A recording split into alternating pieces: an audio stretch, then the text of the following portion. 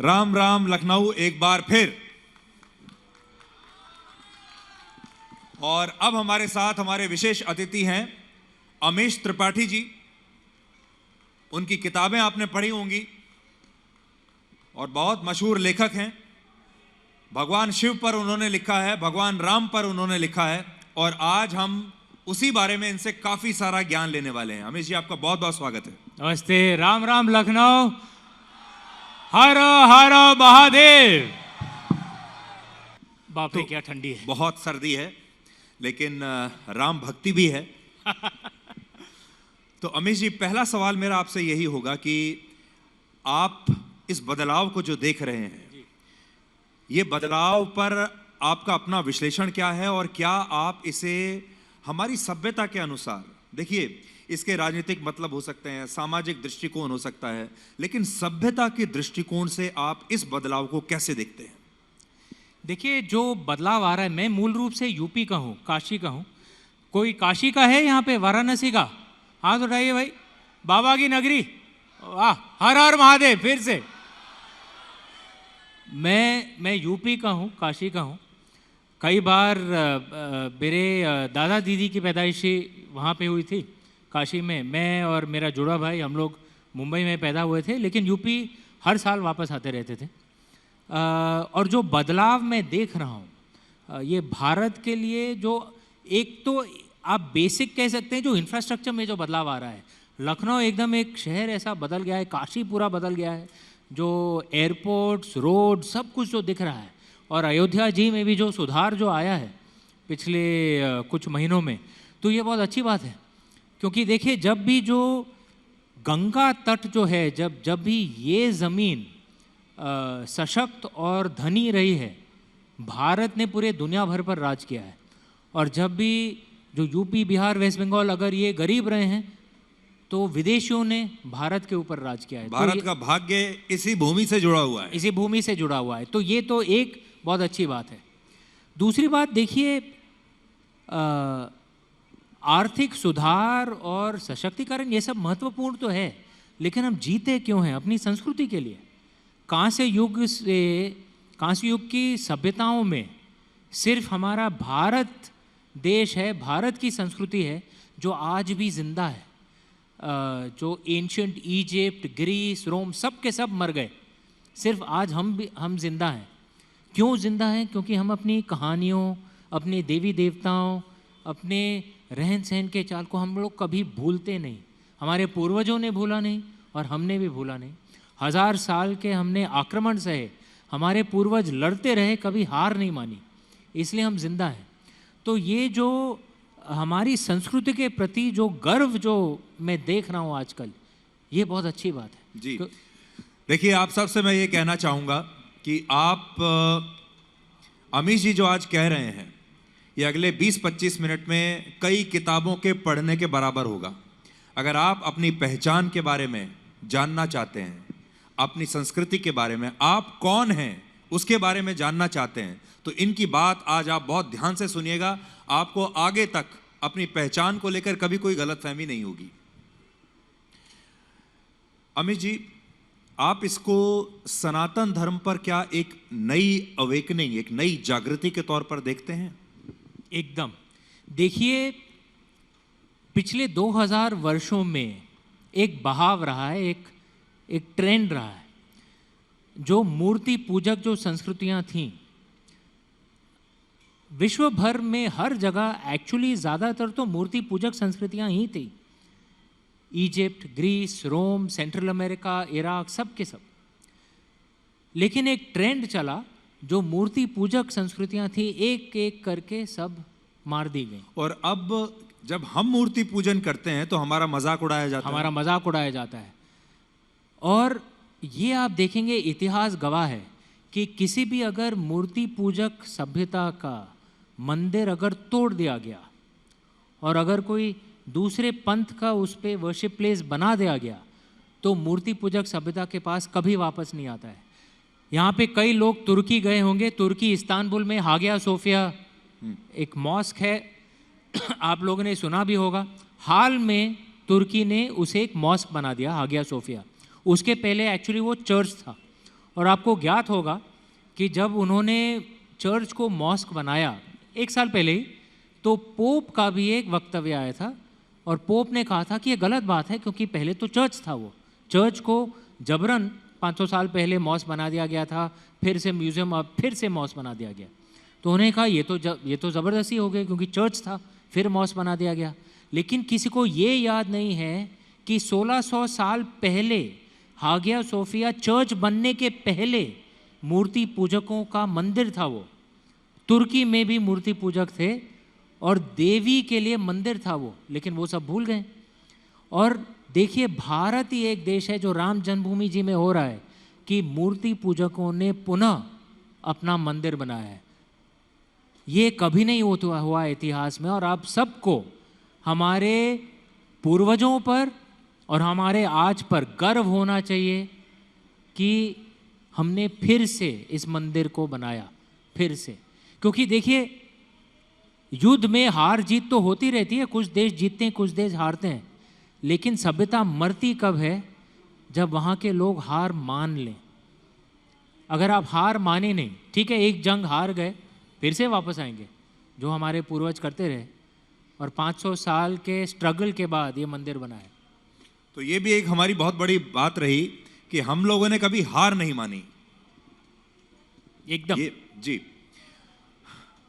अमीश जी, आपने भगवान शिव पर भी किताबें लिखी हैं और आपने भगवान राम पर भी किताबें लिखी हैं जी। दोनों में आप क्या फर्क देखते हैं? हाँ? ये बड़ा इंटरेस्टिंग रहेगा जानना। बड़ा इंटरेस्टिंग सवाल है। देखिए, दोनों एक दूसरे की इज्जत और पूजा तो करते थे। हम सब जानते हैं प्रभु श्री राम तो शिव जी के उपासक थे, रावण भी शिव जी का ही उपासक था। और शिव जी ने कहा था राम उपाख्यान में कि मर्यादा पुरुषोत्तम के मापदंड पर चलने वाला प्रभु श्री राम से आगे कोई नहीं। शिव जी ने पार्वती माँ को कहा था ये।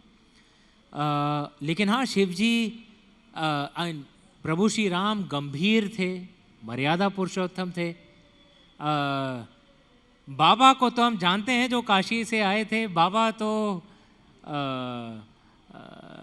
वो तो नटराज भी हैं, आदि योगी भी हैं। शिव जी की बारात होती है, कोई भी मस्त मौला मिल सकता है शिव जी के साथ। तो एक दो अलग अलग नज़रिए हैं। प्रभु श्री राम गंभीर हैं, और मेरा मानना है कि भारत के इटर्नल किंग हैं, शाश्वत राजा हमारे देश के प्रभु श्री राम हैं। तो राजा रामचंद्र की जय का भी एक उद्घोष हमें कर लेना चाहिए। तो आप राजा रामचंद्र की जय आज कह सकते हैं? राजा रामचंद्र की, प्रभु श्री राम की, सीता माँ की, सियावर रामचंद्र की। अमित जी, इसे आप एक सांस्कृतिक आजादी मानेंगे? 15 अगस्त 1947 को हमारा देश आजाद हुआ था, हमारा शरीर आजाद हुआ था, लेकिन अगर सही मायनों में देखें तो क्या आपको ऐसा लगता है कि ये हमारी एक सांस्कृतिक आजादी का क्षण है? आपने एकदम सही कहा सुधीर जी, और मैं 3 वर्षों को बहुत महत्वपूर्ण समझूंगा। 1947 हमारी राजनीतिक आज़ादी थी। 1999 वो हमारी इकोनॉमिक आज़ादी थी। कई लोग ये नहीं जानते हैं कि अंग्रेज़ी शासनकाल हमारे लिए तो बहुत बुरा हुआ, लेकिन जो 1947 के बाद जो सोशलिज्म का जो दौर चला था, वो और भी बुरा हुआ हमारी आर्थिक स्थिति के लिए। तो भारत की आर्थिक स्थिति 1947 के बाद और भी गिरती रही। एक रुचिर शर्मा करके एक इकोनॉमिस्ट हैं जी, बहुत ही प्रसिद्ध, उन्होंने इसके ऊपर एक बहुत ही इंटरेस्टिंग पेपर लिखा है। मैं आप सबको कहूँगा गूगल करके वो पेपर को पढ़ें। तो 1947 के बाद भी हमारी आर्थिक स्थिति गिरती रही। 1991 के बाद ही हमने अपना ये सुधार जो शुरू किया और आर्थिक स्थिति हमारी सुधरी, और ये 2024 हमारी सांस्कृतिक आज़ादी है। और अगर हम सब एकजुट होके, 140 करोड़ भारतवासी एकजुट होके अपना कंधा लगाएं, तो 20-25 साल में भारत फिर से अव्वल दर्जे पर आ जाएगा। जो इतिहास में हमारा दर्जा हरदम रहता था, बस कुछ सैकड़ों साल तक हम गिर गए, वो किसी को भी हो सकता है, लेकिन अगले 20-25 साल में हम वापस जा सकते हैं। लेकिन हाँ, हम सबको एकजुट होके एक साथ काम करना पड़ेगा, भारत माँ के लिए काम करना पड़ेगा, और फिर जो हमारे पूर्वजों का सपना था उसे हम साकार होते हुए देखेंगे अगले 20-25 साल में। एक राजनीतिक सवाल मैं आपसे पूछता हूं। आज हम बात करते हैं 500 साल पुरानी, यानी जब बाबरी मस्जिद का निर्माण यहाँ हुआ होगा लगभग, और आगे जब 500 वर्ष के बाद ये इतिहास लिखा जाएगा तो किस रूप से लिखा जाएगा? और मान लीजिए ये जो पूरा विवाद था, जो ईसाइयों के लिए वेटिकन सिटी का जो महत्व है, या जो इस्लाम के लिए जो महत्व है मक्का मदीना का, वो हिंदुओं के लिए महत्व है अयोध्या का, राम जन्मभूमि का। लेकिन दूसरे पक्ष के लिए ये सिर्फ एक डिस्प्यूटेड प्रॉपर्टी थी, उनके लिए इसका कोई ऐसा महत्व नहीं था। उनके भगवान यहाँ पैदा नहीं हुए थे और ना ही यहाँ पर कोई नमाज उस समय ऐसी पढ़ी जा रही थी। अगर उस समय दूसरा पक्ष ये कहकर हिंदुओं को इस प्रॉपर्टी को दे देता कि भाई आपके आराध्य यहाँ पैदा हुए थे, आप रख लीजिए, तो आपको लगता है कि भारत का इतिहास कुछ और ही होता? शायद कुछ और होता। लेकिन देखिए, अगर 500 साल बाद हम इस युग को फिर से देखेंगे तो हम या तो विवाद के रूप में देख सकते हैं, या एक लम्हे से जहाँ पे हमने प्रभु श्री राम के पथ पर चलना शुरू किया। देखिए, प्रभु श्री राम ने रावण को हराया था, सब जानते हैं। लेकिन क्या किसी को मालूम है कि रावण के वध के बाद प्रभु श्री राम ने रावण के परिवार के साथ कैसा बर्ताव किया? कोई जानता है क्या किया प्रभु श्री राम ने? विभीषण ही राजा बना, उनके परिवार पर कुछ भी हानि पहुंचाई प्रभु श्री राम ने? बिल्कुल नहीं। क्या लंका पर कुछ भी हानि पहुंचाई प्रभु श्री राम ने? बिल्कुल नहीं। जब वो वापस आए, उन्हें वनवास किनके कारण हुआ था? कैकेयी माँ के कारण। जब वो वापस आए, क्या आपको मालूम है, जब वो वापस अयोध्या आए और कैकेयी माँ से उनकी भेंट हुई, सीधे उन्होंने कैकेयी माँ के पांव छुए और कैकेयी माँ आश्चर्यचकित हो गई और वो गिल्ट फील कर रही थी, और उन्होंने प्रभु श्री राम को आशीर्वाद दिया और उनसे माफ़ी भी मांगी। ये था प्रभु श्री राम का तरीका।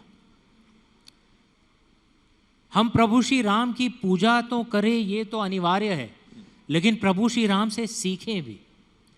और उन्होंने एक सुंदर कहा था, मरणांतानि वैराणि, मृत्यु के बाद शत्रुता सब समाप्त हो गई।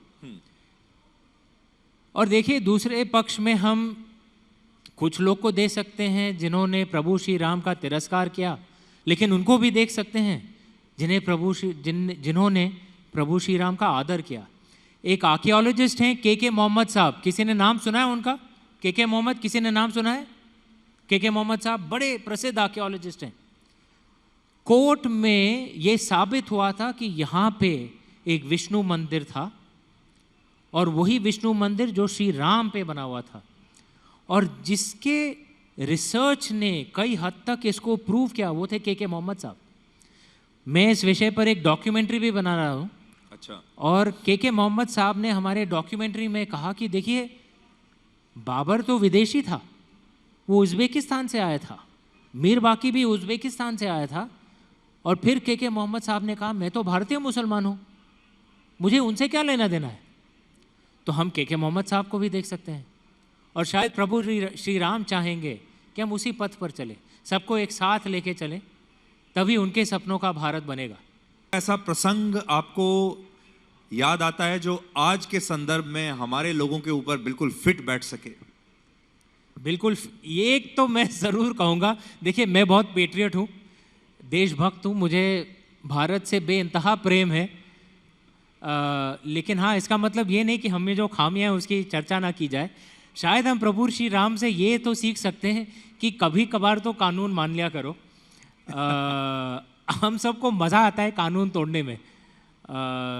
प्रभु श्री राम से हमें ये तो सीखना चाहिए, कभी कभार तो कानून माने। अगर लाल बत्ती है तो बेटा अपनी गाड़ी रोक लो, अगर लाइन लगी है तो लाइन में खड़े रहो, सब लोग आगे निकल जाएंगे। ये हमें प्रभु श्री राम से सीखना चाहिए, मर्यादा और कानून के पथ पर चले। जी, एक हम रामायण में जब हम प्रसंग देखते हैं अलग अलग, अग्नि परीक्षा को लेकर जो प्रसंग आते हैं उसका अलग अलग लोगों ने अलग अलग बार विश्लेषण किया है।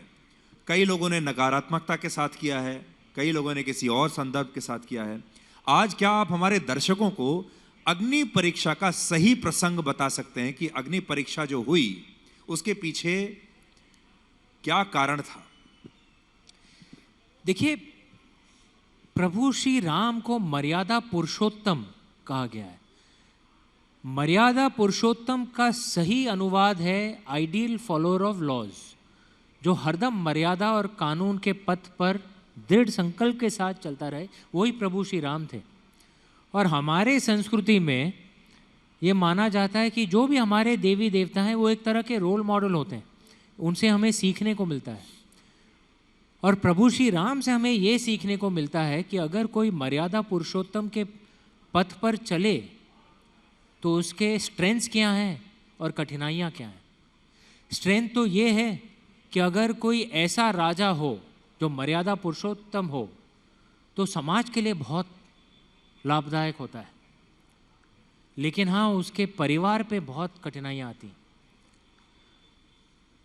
एक दूसरे तरह के राजा भी थे, धृतराष्ट्र जी, जो पुत्र मोह की राह पर चलते थे, जो पिता तो अच्छे थे लेकिन राजा शायद कुछ प्रश्न उठाए जा सकते हैं किस तरह के राजा थे वो।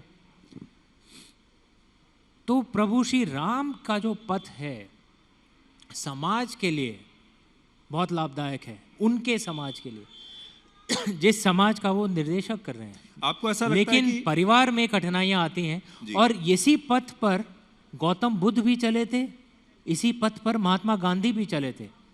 आप देखेंगे गौतम बुद्ध और महात्मा गांधी के पारिवारिक जीवन में भी कठिनाइयां तो थी। पर देखिए, हमारे देश में लोग जय श्री राम तो कहना चाहते हैं, भगवान श्री राम की पूजा भी करना चाहते हैं, लेकिन शायद भगवान श्री राम की मर्यादाओं को वो बहुत मुश्किल मानेंगे आज के समय में, कि उन मर्यादाओं का पालन करना शायद अब आसान नहीं होगा। तो पूजा पाठ तक तो ठीक है, लेकिन मर्यादाएं थोड़ा मुश्किल काम है।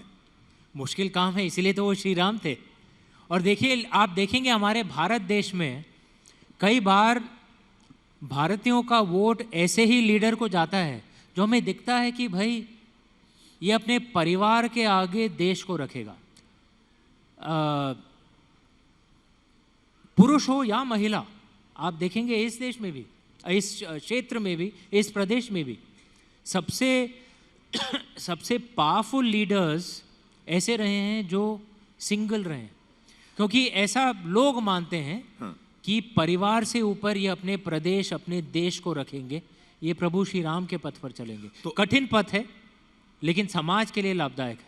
ये जो लहर है, क्या इसका आप राजनीति पर भी प्रभाव देखते हैं? कोई दूरगामी प्रभाव राजनीति पर हमारे देश की? हाँ, मैं मानता हूँ कि देखिए, हमारे जो भी आम जनता है, I call it the Ram obsession. हम अपने लीडर्स, अपने नेताओं में प्रभु श्री राम को ढूंढते हैं। और हरदम अगर ऐसा, अब मैं लंदन में 4.5 साल मैंने व्यतीत किए हैं, आप वहाँ पे देखेंगे जो नेता होते हैं, जो राजनेता होते हैं, नॉर्मली सब पारिवारिक ज़िंदगी उनकी होती है। कई बार उनके घर में ऐसा दिखता है कि भाई पूरा कंप्लीट फैमिली है, घर में डॉग वॉग सब कुछ होता है, वो सब वो देखना चाहते हैं। लेकिन यहाँ पे आप देखेंगे हम चाहते हैं कि लीडर सिंगल हो, वो सिर्फ देश के लिए काम करे। और इसे मैं हमारे देश की राम ऑब्सेशन को कहता हूँ। हम अपने लीडरों में राम को ढूंढते हैं, इसीलिए प्रभु श्री राम हमारे शाश्वत राजा हैं। जी, अभी तक सनातन धर्म को लेकर हमने ये देखा, खासतौर पर विदेशों में भी, यहाँ भी, जब भी सनातन धर्म की हम बात करते हैं, गौ पूजन की बात करते हैं, तो लोग हमें पिछड़ा हुआ समझने लगते हैं, लोग इसे अंधविश्वास के साथ जोड़ने लगते हैं। क्या अब इस विचारधारा में आप बदलाव देखते हैं? देखिए, ऐसा है, आचार्य चाणक्य ने कहा था, सुखस्य मूलम धर्मस्य, धर्मस्य मूलम अर्थः। देखिए, अगर आपके पास अर्थ है, आपके पास धन है, वेल्थ है, पावर है, तो दुनिया आपको अलग नज़रिए से देखती है, झुकती है दुनिया, झुकाने वाला चाहिए। जब भारत एक गरीब देश था तो हमारी संस्कृति का मजाक उड़ाया जाता था। जब भारत आज उठ के पूरे दुनिया भर में 5वें नंबर पर है अर्थव्यवस्था में, और कुछ ही सालों में 3 नंबर पर पहुंच जाएगा, सबको इस पर ताली बजानी चाहिए। भारत अभी 5वें नंबर पर है दुनिया भर में, और कुछ ही वर्षों में 3 नंबर पर पहुंच जाएगा। ये जो यूके था, जिसने हमारे ऊपर राज किया था, यूनाइटेड किंगडम, उनके आगे हम इस साल चले गए। तालियों की गूंज इतनी होनी चाहिए कि यूके तक पहुंच जाए, वो पहुंच जाए। यस। और चूंकि हमारी अर्थव्यवस्था इतनी सुधर गई, आप देखेंगे विदेश में भी हमारी संस्कृति की तरफ अभी इज्जत के नज़रिए से देखने लगे हैं। टाइम स्क्वायर पे भी प्रभु श्री राम के मंदिर का एक आ रहा है, एक होर्डिंग। बुर्ज खलीफा में भी आ रहा है। और जैसे अगले 15, 20, 25 वर्षों में हमारी अर्थव्यवस्था और भी सुधरेगी, लोग देखने लगेंगे हमारी संस्कृति को अलग नज़रिए से। आचार्य चाणक्य ने एकदम सही कहा था, बुनियाद पर हरदम अर्थ होता है। तो हरदम अपने देश को धनी और सशक्त बनाए रखना बहुत ज़रूरी है, बहुत ज़रूरी है। इसी बुनियाद पर सब कुछ बनता है, हमारी संस्कृति भी।